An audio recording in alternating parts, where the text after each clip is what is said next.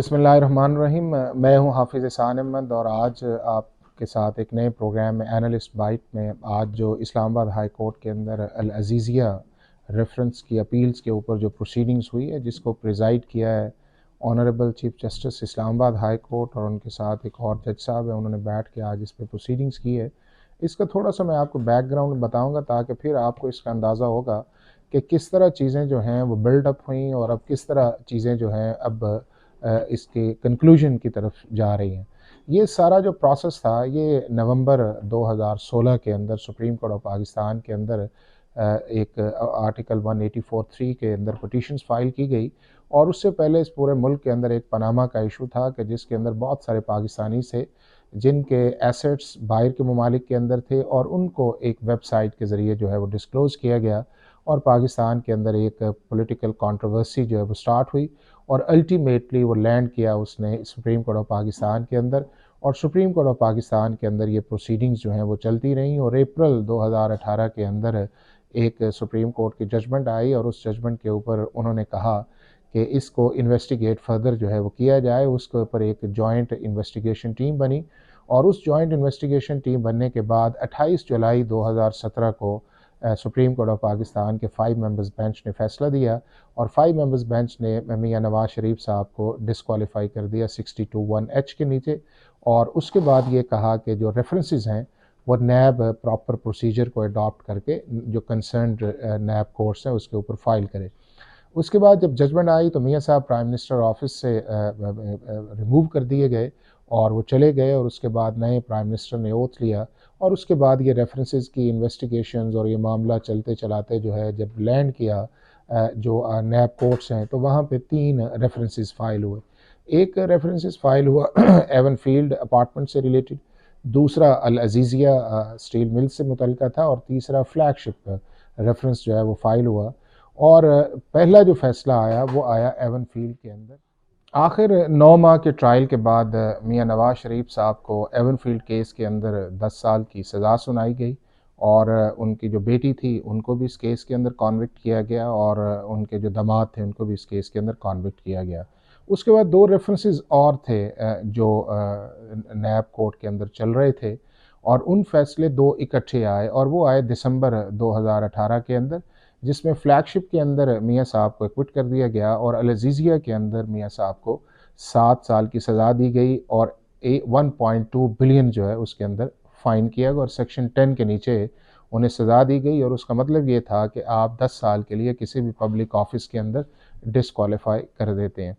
उसके बाद जब पहला आया जजमेंट आई तो मियां साहब आए थे, पाकिस्तान में वापस आए, वहाँ के ऊपर जो है उन्हें अरेस्ट किया गया और अरेस्ट करने के बाद जो थी उनकी सज़ा जो थी सस्पेंड हुई और उसके बाद एक जो अल अज़ीज़िया वाली जजमेंट आई और मियां साहब को दोबारा गिरफ़्तार कर लिया गया। और उसके बाद जब वो जेल के अंदर थे तो 2019 के अंदर जब उनकी तबीयत ख़राब हुई तो इस्लामाबाद हाई कोर्ट के अंदर भी उन्होंने अप्लाई किया और लाहौर हाई कोर्ट के अंदर ने किया और दोनों ने मेडिकल ग्राउंड्स के ऊपर उन्हें इलाज कराने की इजाज़त दी। उसके बाद वो बाहर चले गए। इस दौरान जो थी एक डेवलपमेंट ये आई कि जो एवन फील्ड वाला मामला था उसको इस्लामाबाद हाई कोर्ट ने टेकअप किया और जब उन्होंने टेकअप किया तो मियां साहब चूँकि जितनी परमिशन लेके गए थे उससे ज़्यादा वो बाहर थे तो अदालत ने पहले उन्हें एब्सकॉन्ड किया और एब्सकॉन्ड करने के बाद उनके केसेस जो थे उन्हें डी अटैच किया गया और 29 सितंबर 2022 को उस केस का फैसला आया जिसमें मरियम साहिबा को और उनके हस्बैंड जो थे उन्हें इस केस के अंदर एक्विट कर दिया गया।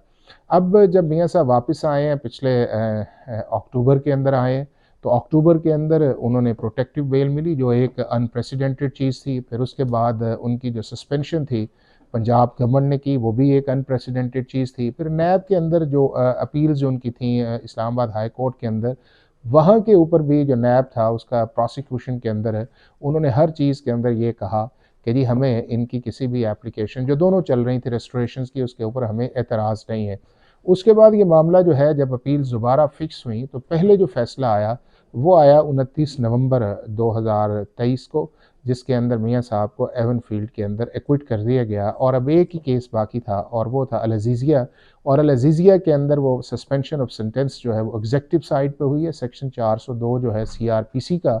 और वो पंजाब गवर्नमेंट ने की है। तो अब जो आज उसकी प्रोसीडिंग पिछली 2 चल रही थी, तो आज उसके अंदर जो चीज़ सामने आई है वो ये आई है कि नैब और डिफेंस साइड दोनों इस चीज़ पे मुत्तफिक थे कि इस केस को रिमांड कर दिया जाए टू दी नैब कोर्ट, कि वो दोबारा सुन के इसका फैसला करे। और उसकी जो रीज़न्स थी, एक इसके अंदर जो जज साहब जो पहले थे जिन्होंने सज़ा दी थी, उनके मुतल्लिक वीडियो भी आई थी। फिर उसके बाद ये है कि कोई ऐसी ऑब्जर्वेशंस भी आई थी जो एवन फील्ड के अंदर थी, जिसको बुनियाद बना के ये कहा जा रहा था कि अल अज़ीज़िया जो है, चूँकि एवन फील्ड जो है बुनियादी तौर पे जो अपार्टमेंट्स थे लंदन के, वही बुनियाद बने थे पनामा के, और उसी के ऊपर जो जजमेंट आई थी जिसके अंदर 62(1)H के अंदर मियाँ साहब को डिस्क्वालीफाई किया गया। और ये वो दो ऐसी चीज़ें थी जो उसका ऑफ शूट्स थी, जो फ्लैगशिप था और अल अज़ीज़िया थी। अब अल अज़ीज़िया के अंदर जब आया है तो उसके अंदर नैब ने ये कहा है कि हमें जो है वो जो जजमेंट है जो आई है ट्रायल कोर्ट की, अगर उसको सेट असाइड करके रिमांड कर दिया जाए तो नैब ट्रायल कोर्ट उसको दोबारा देखे। और यही चीज़ जो थी वो डिफेंस साइड ने भी कही कि आप इसे वापस भेज दें और डायरेक्शन दे दें कि उसके अंदर एक फ़ैसला 30 डेज़ के अंदर कर दिया जाए, जिसको इस्लामाबाद हाई कोर्ट ने नहीं एक्सेप्ट किया और उन्होंने कहा कि हम मेरिट्स पे जाएंगे। अगर मेरिट्स पे जाएंगे तो 4 चीज़ें इसके अंदर इंपॉर्टेंट आएंगी। नंबर 1 इसका आएगा कि क्या चार्ज जो है वो प्रॉपर इसके अंदर फ्रेम हुआ है। नंबर 2 ये है कि क्या प्रोसिक्यूशन अपनी एविडेंस जो है वो ठीक लेके आई है। नंबर 3 ये है कि क्या प्रोसिक्यूशन ने सही मानों में अंदर अपना केस साबित किया है। और नंबर 4 जो है कि वो जज साहब जिन्होंने केस सुना था, सज़ा दी थी, उनकी ऑडियो या उसका कॉन्डक्ट है, ये अब सारी चीज़ें जो हैं वो इस्लामाबाद हाई कोर्ट के अंदर ऑन द मेरिट साइड जो हैं वो डिस्कस की जाएंगी और डिफेंस साइड अपना लेके आएगा। लेकिन जो बज़ाहिर चीज़ इसके अंदर रह रही है वो एक इम्पॉर्टेंट ये है कि कभी भी क्रिमिनल मैटर्स के अंदर या जो मामलात होते हैं जिसके अंदर जो कॉन्स्टिट्यूशनल जुरिस्डिक्शन के अंदर होते हैं, जनरली कोर्ट्स जो हैं वो सो मोटो पावर्स जो हैं वो इस्तेमाल नहीं करती। कि मतलब अगर डिफेंस जो है वो एक केस प्लीड कर रहा है और प्रोसिक्यूशन जो है उस केस को डिफेंड नहीं करती या उसके अंदर ये कहती है कि हमें इस चीज़ पे एतराज़ नहीं है, तो जनरली जो कोर्ट्स हैं वो फिर रिलीफ जो है वो ग्रांट कर देती हैं। अब इस केस के अंदर भी ये है कि एक चीज़ जो है वो ये है कि जब ये अपील्स रिस्टोर की गई थी, उस वक़्त भी नैब ने एक स्टैंस लिया था और स्टैंस ये लिया था कि ये केसेस हमने नहीं बनाए, ये सुप्रीम कोर्ट ऑफ पाकिस्तान के डायरेक्शंस पे बनाए गए थे और उसके ऊपर एक इम्प्लीमेंटेशन बेंच जो था उस पे काम कर रहा था। मतलब इसका ये निकला कि ये केसेस जो थे नैब ने जिस तरह बनाने चाहिए थे इंडिपेंडेंट हो के, शायद नैब का ख्याल ये है कि वो केसेस उस तरह जो हैं वो नहीं बने। अब मामला जो है वो इस्लामाबाद हाई कोर्ट के अंदर है। अब इस सारे कॉन्टेक्स्ट के अंदर देखा जाए और जिन चीज़ों की तरफ मैंने इशारा किया है तो फैसला अदालत करेगी, लेकिन ये जो 4 चीज़ें हैं जिसकी तरफ मैंने इशारा किया है, ये डिफेंस साइड को जो है वो बड़ा उनके केस को सपोर्ट करेंगी। और अगर इन सारी चीज़ों का दोबारा नैब जो है वो रिप्लाई प्रॉपर फाइल नहीं करता, और उस सूरत के अंदर भी पर्टिकुलरली कि एवन फील्ड का जब 29 सितंबर का फैसला आया था 2022 का, उसके अंदर भी नैब ने अपील फाइल नहीं की थी सुप्रीम कोर्ट ऑफ पाकिस्तान के अंदर। और अभी भी जो 29 नवंबर 2023 को फैसला आया है एवन फील्ड का, उसके अंदर भी बज़ाहिर नहीं लग रहा, चूँकि अदालत के ऑर्डर से भी वाज़ा होता है कि नैब ने उस तरह चीज़ें जो थीं, जिस तरह डिफेंड करनी चाहिए थी या जिस तरह वो चीज़ें रिकॉर्ड पे हैं, उसके मुताबिक जो था वो नैब का एक स्टैंस जो था वो डिफरेंट आया at the stage of the arguments जो है। और उसके अंदर रिमार्क्स भी आए हैं कि जो जजमेंट थी जो आई थी वो भी लगता ये है कि वो सारी कॉपी थी और प्रॉपर एविडेंस, ये प्रॉपर जो प्रोसिक्यूशन को जिस तरह चाहिए था वो उस वक्त अप्रिशिएट नहीं हुआ। तो अब भी ये जो अल अज़ीज़िया वाला मामला है, ये चूँकि 2 चीज़ें बड़ी इंपॉर्टेंट हैं कि अगर मियाँ साहब ने पाकिस्तान के इलेक्टोरल प्रोसेस के अंदर हिस्सा लेना है और वो इलेक्शन शेड्यूल 14 या 15 दिसंबर 2023 को इशू होगा 8 फरवरी 2024 के इलेक्शन के लिए, तो जो फर्स्ट इंपॉर्टेंट चीज़ आएगी वो ये आएगी कि इस्लामाबाद हाई कोर्ट से इक्विटल अल अज़ीज़िया के अंदर, चूँकि अल अज़ीज़िया के अंदर इक्विटल आएगी तो वो अपने नॉमिनेशन पेपर जमा करवाएंगे। और दूसरा आएगा जो एक और लीगल बैटल स्टार्ट होगी, वो आएगी 62(1)H की, कि जिसके अंदर मियाँ साहब को डिस्क्वालीफाई किया था और उसके बाद 2018 के अंदर एक जजमेंट आई थी कि अगर किसी कोर्ट ऑफ लॉ का डिक्लेरेशन जितनी देर तक मौजूद है, वो शख्स उतनी देर तक आर्टिकल 62 के नीचे जो है 1H के नीचे परमानेंटली डिस्क्वालीफाई जो है वो 62(1)F जो है उसके अंदर डिस्क्वालीफाई रहेगा। तो अब वो मामला अगर ये क्रॉस ब्रिज कर लेते हैं, फिर रिटर्निंग ऑफिसर के पास अपने पेपर्स जमा करवाएंगे और फिर जो है कि अपोजिट साइड इस पे एतराज़ करेगी, और अगर एतराज़ करने के बाद उसके एक्सेप्ट नहीं किए जाते तो दोनों साइड्स की सूरतों के अंदर जो है वो मामला हाई कोर्ट के अंदर जाएगा और ultimately supreme court of Pakistan के अंदर जाएगा। और वहाँ पे 3 चीज़ें जो हैं वो आएंगी। नंबर 1 कि क्या सुप्रीम कोर्ट ऑफ पाकिस्तान के जजमेंट को एक जो